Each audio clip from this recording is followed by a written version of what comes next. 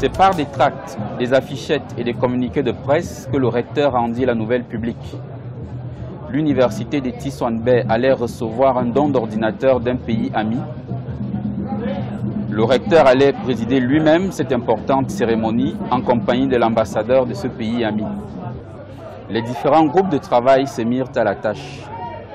L'un des comités les plus dynamiques, celui du suivi de la logistique, de la sécurité et des affaires sanitaires, assurait les travaux d'embellissement de la route menant au campus. On passa une couche de peinture sur les bâtiments. Pendant 15 jours, les allées de l'université furent balayées, les caniveaux curés. Des poubelles firent irruption sur le campus, à la surprise de tous. La fin ne justifie pas les moyens, et autres petites histoires avec fin, est un recueil de nouvelles qui met en scène des personnages qui sont hauts en couleur. Ce sont en fait de petites fables qui, entre deux éclats de rire, permettent au lecteur de réfléchir sur un certain nombre de thématiques, comme le pouvoir, les apparences, etc.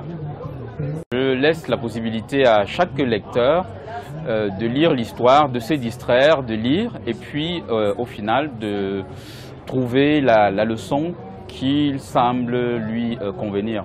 Toutefois, comme je le disais tout à l'heure, ce sont des recueils de nouvelles satiriques, mais entre ces deux éclats de rire, c'est quand même que, puisque les histoires se passent chez nous, que l'on réfléchisse, que le lecteur puisse réfléchir, par exemple, à ce que c'est que le pouvoir, quand on l'a, qu'est-ce qu'on en fait, faut-il en abuser ou pas, autour de moi d'abord, okay? C'est-à-dire en étant curieux sur ce qui se passe.